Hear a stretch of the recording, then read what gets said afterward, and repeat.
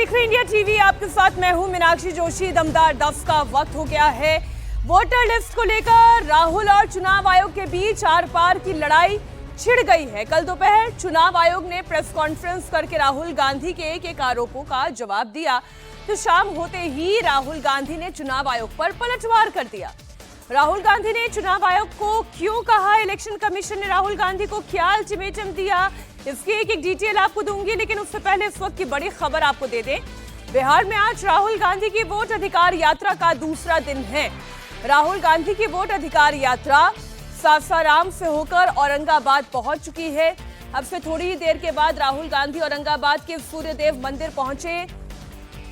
राहुल गांधी के साथ तेजस्वी यादव भी मौजूद रहे। राहुल गांधी अगले 2 हफ्ते बिहार की करीब 50 विधानसभा घूमेंगे। आज यात्रा औरंगाबाद के डबूर, कुटुंबा और देव इलाकों से होकर गुजरेगी। शाम में खलिस पार्क में राहुल गांधी सभा को संबोधित करेंगे। इससे पहले सासाराम में राहुल और तेजस्वी ने वोटर लिस्ट और कथित वोट चोरी को लेकर चुनाव आयोग पर जमकर अटैक किया। आरोप लगाए कि इलेक्शन कमीशन बीजेपी के साथ साठगांठ करके वोट की चोरी कर रहा है।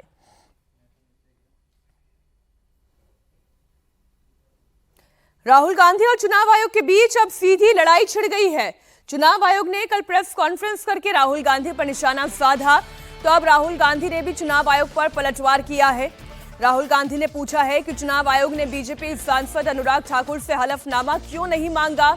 जो बात उन्होंने कही वही बात अनुराग ठाकुर ने भी कही है, लेकिन चुनाव आयोग सिर्फ उन्हीं से हलफनामा क्यों मांग रहा है। दरअसल चुनाव आयोग ने राहुल गांधी को अल्टीमेटम दिया है कि वो अपने आरोपों को लेकर 7 दिन के अंदर अंदर हलफनामा दे या देश से माफी मांगे।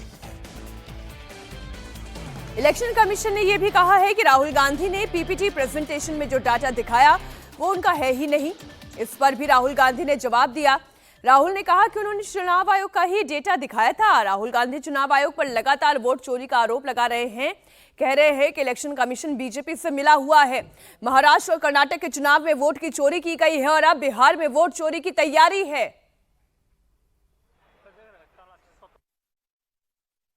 सबसे बड़ी मतदाता सूची, सबसे बड़े चुनाव कर्मियों की फौज, सबसे ज्यादा मतदान करने वाले लोगों की संख्या, और इन सब के समक्ष, सारे मीडिया के समक्ष ये कहना कि अगर मतदाता सूची में आपका नाम एक बार और है तो आपने 2 बार मतदान किया होगा और कानूनी अपराध किया होगा, और मेरे सारे मतदाताओं को अपराधी बनाना और चुनाव आयोग शांत रहे, संभव नहीं।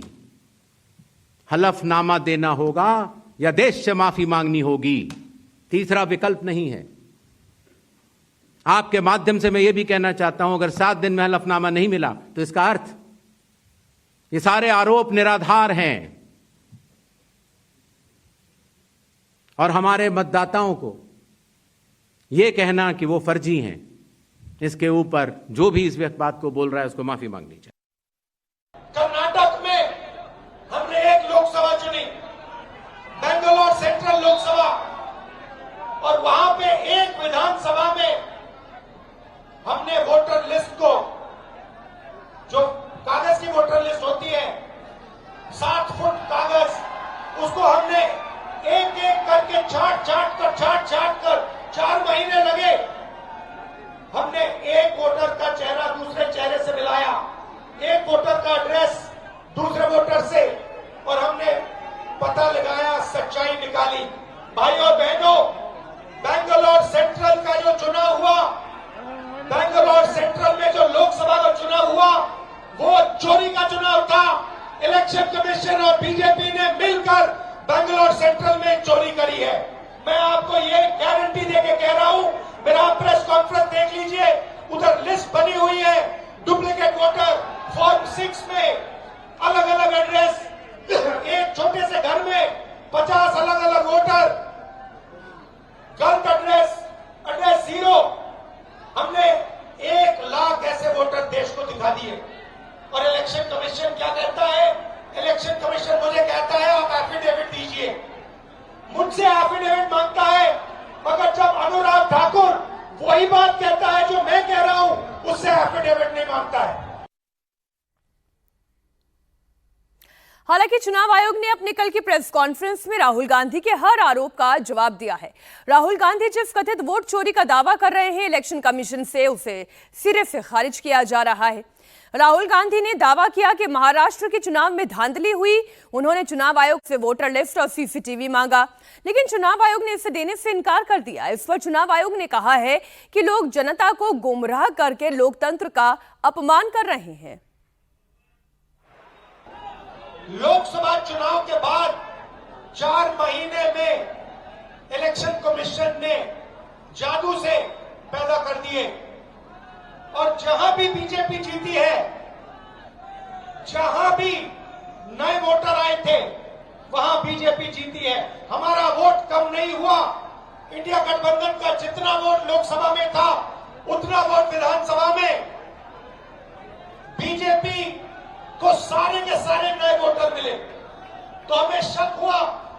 हमने इलेक्शन कमीशन से कहा कि ये आप हमें समझाइए, ये 1 करोड़ वोटर कहां से आए, कौन है? इलेक्शन कमीशन हमें कहता है हम नहीं समझाएंगे, हमें कोई जरूरत नहीं है तुम्हें समझाना। फिर हमने उनसे कहा कि देखिए, आपने सीसीटीवी लगा रखे हैं, कानून है कि सीसीटीवी, जो भी सीसीटीवी मांगेगा, जो भी पार्टी सीसीटीवी मांगेगी वो देना पड़ेगा। वो कहते हैं सीसीटीवी नहीं देंगे। फिर हमने कहा देखिए, वोटर लिस्ट दीजिए, हमें बताइए, हमें पता लगाना है ये कौन है। कहते हैं इलेक्ट्रॉनिक वोटर लिस्ट नहीं देंगे। हमने कुछ दिन पहले देखा कि कई मतदाताओं की फोटो उनकी अनुमति के बिना मीडिया के समक्ष रखी गई, उनके ऊपर आरोप लगाए गए, उनका इस्तेमाल किया गया। क्या अपनी माताओं, बहुओं, बेटियों सहित किसी भी मतदाता की सीसीटीवी वीडियो चुनाव आयोग को साझा करनी चाहिए क्या? मतदाता सूची में जिसका नाम होता है वही अपने प्रत्याशी को चयनित करने के लिए वोट डालता है। लोकसभा के चुनाव की प्रक्रिया में 1 करोड़ से भी अधिक कर्मचारी, 10 लाख से भी अधिक बूथ लेवल एजेंट्स, 20 लाख से भी अधिक प्रत्याशियों के पोलिंग एजेंट्स चुनाव के लिए कार्य करते हैं। इतने सारे लोगों के समक्ष इतनी पारदर्शी प्रक्रिया में क्या कोई भी मतदाता वोट की चोरी कर सकता है?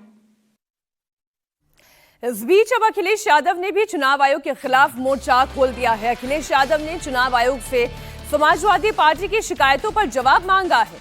अखिलेश यादव ने चुनाव आयोग पर वोट चोरी के आरोपों पर कार्रवाई न करने का आरोप लगाया है। उन्होंने कहा कि समाजवादी पार्टी ने 18,000 हलफनामे सौंप दिए हैं, लेकिन आयोग ने कोई कदम नहीं उठाया, जिस पर इलेक्शन कमीशन ने कहा था कि उन्हें यूपी से हलफनामे के साथ शिकायत नहीं मिली। इस पर अखिलेश यादव ने इलेक्शन कमीशन से रिसीव हुए शपथ पत्रों की रिसीट कॉपी शेयर कर दी और कहा कि जो चुनाव आयोग ये कह रहा है कि हमें उत्तर प्रदेश में समाजवादी पार्टी द्वारा दिए गए एफिडेविट नहीं मिले हैं, वो हमारे शपथ पत्रों की प्राप्ति के प्रमाण स्वरूप दी गई अपने कार्यालय की पावती को देख ले। जिस समय ये आरोप इलेक्शन कमीशन पर समाजवादी पार्टी ने लगाया था, और देखिए सोचने की बात यह है कि ये जानबूझ करके पिछड़ों का वोट काटते हैं, जिसमें भिन्न समाज, मौर्य समाज, पाल समाज, बघेल, राठौर, और शो ये करते हैं आप लोगों के माध्यम से कि पिछड़ा वोट मिल रहा है। पिछड़ों का वोट काट देते हैं लिस्ट से, चुनाव जीत लेते हैं, और फिर ये शो आप लोगों के माध्यम से ये कराते हैं कि नहीं, पिछड़ा वोट उन्हें मिल रहा है। सच्चाई है कि उनका वोट डिलीट हो रहा है। कुर्सी, शाहगंज, छिबरामऊ, श्रावस्ती, मणियाऊ, कितने कम डिफरेंस से हम चुनाव हार गए। और डिलीटेड वोट ये दिखाई दे रहे हैं, कितना डिलीटेड वोट है। ये तो वो कम समय में हम आइडेंटिफाई कर पाए। अगर हमें ये जिस फॉर्म में हम लोग चाहते हैं वोटर लिस्ट हमें उसी फाइल में मिल जाए तो हम ज़्यादा ढूंढ करके दे सकते हैं। और 19 में जो वोट डाले हैं 22 में कट गया। अगर वोट बनवाने का एक प्रोसीजर है तो वोट कटवाने का भी एक प्रोसीजर है। हमारी डिमांड केवल इतनी है कि एक जिलाधिकारी को सस्पेंड कर दो आप, पूरे देश में एक भी वोट नहीं कटेगा। ये कागज है, एफिडेविट है, रिसिप्ट है, आप एक भी डीएम को सस्पेंड कर दिया। इधर बड़ी खबर आपको बता दें, केंद्रीय मंत्री ललन सिंह ने राहुल गांधी पर अटैक किया। जब चुनाव जीतते हैं तो आरोप क्यों नहीं लगाते? हार के बाद चोरी की बात करना सही नहीं है। राहुल गांधी की लोकप्रियता घट रही है, चुनाव हार रहे हैं, राहुल गांधी अपनी विश्वसनीयता खो रहे हैं। तो कर्नाटक में कैसे उनकी सरकार बन गई? तेलंगाना में उनकी कैसे सरकार बन गई? पश्चिम बंगाल में ममता बनर्जी जी की सरकार कैसे बन गई? कौन सा, जब आप हार जाइए तो चोरी की बात करिए और जब जीत जाइए तो आपकी वाहवाही है। वाह भाई, चित भी मेरी पट भी मेरी, ऐसा तो होता नहीं है। अरे हार रहे चुनाव में, आपकी लोकप्रियता घट रही है। कौन बनेगा देश का अगला उपराष्ट्रपति? एनडीए कैंडिडेट के ऐलान के बाद वीपी इलेक्शन को लेकर गहमा गहमी तेज हो गई है। एनडीए के उपराष्ट्रपति उम्मीदवार के ऐलान के साथ ही आज इंडिया गठबंधन की बैठक होने जा रही है, जिसमें उपराष्ट्रपति पद के उम्मीदवार पर चर्चा की जाएगी। यह बैठक अब से थोड़ी देर के बाद कांग्रेस अध्यक्ष मल्लिकार्जुन खड़गे के चैम्बर में होने जा रही है, जिसमें इंडिया ब्लॉक के नेता शामिल होंगे। अभी तक विपक्ष की तरफ से किसी उम्मीदवार का नाम सामने नहीं आया है। कल एनडीए ने अपने उम्मीदवार के नाम का ऐलान कर दिया था। एनडीए की तरफ से उपराष्ट्रपति पद के लिए महाराष्ट्र के राज्यपाल सीपी राधाकृष्णन उम्मीदवार होंगे। रविवार को पीएम मोदी की अध्यक्षता में बीजेपी संसदीय बोर्ड की बैठक में सीपी राधाकृष्णन के नाम पर मुहर लग गई। सीपी राधाकृष्णन 21 अगस्त को नामांकन दाखिल करेंगे। इस दौरान एनडीए शासित राज्यों के सभी मुख्यमंत्री और उप मुख्यमंत्री भी मौजूद रहेंगे। एनडीए के आंकड़े को देखते हुए राधाकृष्णन का अगला उपराष्ट्रपति चुना जाना तय दिखाई दे रहा है। साथ ही प्रधानमंत्री मोदी ने राधाकृष्णन पर दांव लगाकर विपक्ष में भी सेंध लगाने की कोशिश की है। राधाकृष्णन तमिलनाडु से आते हैं, ऐसे में अब यह देखना दिलचस्प होगा कि डीएमके उनका विरोध करती है या राधाकृष्णन के समर्थन में वोट डालेगी। संसदीय बोर्ड की बैठक में जिसका नेतृत्व हमारे प्रधानमंत्री नरेंद्र मोदी जी की उपस्थिति में हुआ, उनके नेतृत्व में ये बैठक हुई। सभी पहलुओं पर चर्चा हुई और नामों पर विस्तृत रूप से जो पार्टी में एक्सरसाइज हुई थी, उन सारे एक्सरसाइज के बारे में डेलिब्रेशन हुआ, सभी के साथ चर्चा हुई, सुझाव मांगे गए और उसके बाद फिर ये तय हुआ कि हमारे उपराष्ट्रपति के प्रत्याशी के रूप में हमारे महाराष्ट्र के राज्यपाल श्री सीपी राधाकृष्णन जी, चंद्रपुरम पुन्नासामी राधाकृष्णन जी, उनको हम एनडीए का प्रत्याशी बनाएंगे। अब नंबर गेम की बात करें तो राधाकृष्णन की जीत महज औपचारिकता लग रही है। लोकसभा और राज्यसभा के सांसद उपराष्ट्रपति के चुनाव में भाग लेते हैं। अभी लोकसभा में कुल 542 सदस्य है, जबकि राज्यसभा में मौजूदा सदस्यों की संख्या 240 है। इस तरह दोनों सदनों को मिलाकर कुल सांसदों की संख्या 782 हो जाएगी। इसमें बहुमत का आंकड़ा 392 का होगा। एनडीए के पास अभी 422 सांसदों का समर्थन है, जो जीत के लिए जरूरी आंकड़े से कहीं ज्यादा है। ये बहुत ही खुशी की बात है। हमारी पार्टी जनता दल यूनाइटेड इसका स्वागत करती है, उनको शुभकामना और बधाई देती है। और पिछड़े समाज से आते हैं, दक्षिण भारत से आते हैं, तो समावेशी विकास, सामाजिक न्याय, इस सब के प्रति जो प्रतिबद्धता एनडीए की है वो दर्शाता है और बिल्कुल वेलकम स्टेप है। हमारी पार्टी स्वागत करती है उनके कैंडिडेचर को। राधाकृष्णन को उपराष्ट्रपति का उम्मीदवार बनाकर बीजेपी ने मास्टर स्ट्रोक चला है। राधाकृष्णन तमिलनाडु के ओबीसी नेता हैं। वो गाउंडर जाति से आते हैं। संघ से 16 साल की उम्र से जुड़े रहे हैं। 2 बार तमिलनाडु के कोयम्बटूर से सांसद रहे हैं। तमिलनाडु बीजेपी के अध्यक्ष की जिम्मेदारी भी निभा चुके हैं। 31 जुलाई 2024 को महाराष्ट्र के राज्यपाल के तौर पर उन्होंने शपथ ली। इससे पहले वो झारखंड, तेलंगाना और पुडुचेरी के राज्यपाल भी रह चुके हैं, यानी कि उनके पास पूरा राजनीतिक और प्रशासनिक अनुभव है। बीजेपी ने सीपी राधाकृष्णन के नाम पर मुहर लगाकर डीएमके को दुविधा में डाल दिया है। राधाकृष्णन के तमिलनाडु का होने के कारण डीएमके का उनके नाम का विरोध करना आसान नहीं होगा। तमिलनाडु में अगले साल की शुरुआत में विधानसभा चुनाव होने वाले हैं। इससे पहले बीजेपी ने राधाकृष्णन को उम्मीदवार बनाकर तमिलनाडु में अपनी पैठ मजबूत बनाने की कोशिश की है। इधर समाजवादी पार्टी के अध्यक्ष अखिलेश यादव ने कहा कि उपराष्ट्रपति उम्मीदवार पर विपक्ष की बैठक में फैसला होगा। अखिलेश यादव ने पूछा कि पिछले उपराष्ट्रपति कहां हैं? उपराष्ट्रपति तो जगह खाली है और उसके बाद बनना ही था। एक उपराष्ट्रपति थे यहाँ, वो कहाँ हैं? नए बन जाएंगे, अच्छी बात है। अभी क्या फैसला लेंगे हम लोग वो अलग बात है। बैठ कर के फैसला लेंगे हम लोग भी। इस वक्त हमारे सहयोगी विजयलक्ष्मी दिल्ली से लाइव जुड़ गई हैं। विजयलक्ष्मी, एनडीए के उम्मीदवार तो सीपी राधाकृष्णन हैं, लेकिन विपक्ष के उम्मीदवार कौन होंगे?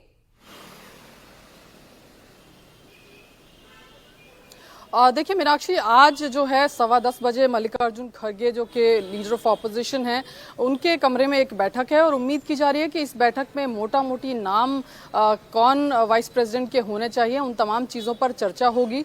विपक्ष शुरू से ही इस ओर इशारा कर रहा था कि वो अपना उम्मीदवार उपराष्ट्रपति पद के चुनाव में ज़रूर उतारेगा। पिछली बार भी मार्गरेट अल्वा जो थी वो विपक्ष की उम्मीदवार थी उपराष्ट्रपति पद के चुनाव में, लेकिन काफ़ी बड़े मार्जिन से उनकी हार हुई थी।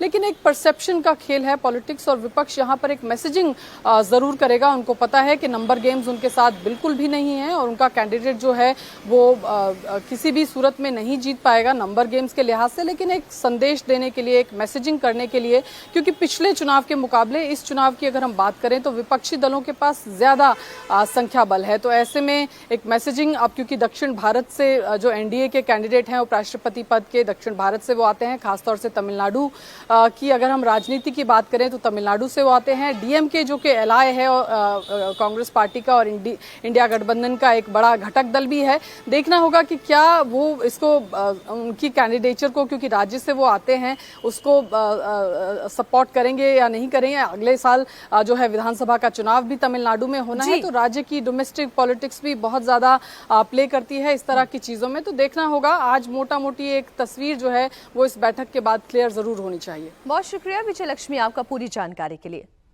राधाकृष्णन के नाम के ऐलान के साथ ही बीजेपी विपक्षी पार्टियों से भी आम राय बनाने की कोशिश करेगी ताकि सर्वसम्मति से उम्मीदवार का चयन हो सके। इसके लिए रक्षा मंत्री राजनाथ सिंह विपक्षी दलों के नेताओं के साथ बैठक करेंगे। वहीं किरण रिजिजू भी सीपी राधाकृष्णन के इलेक्शन एजेंट की तरह रहेंगे।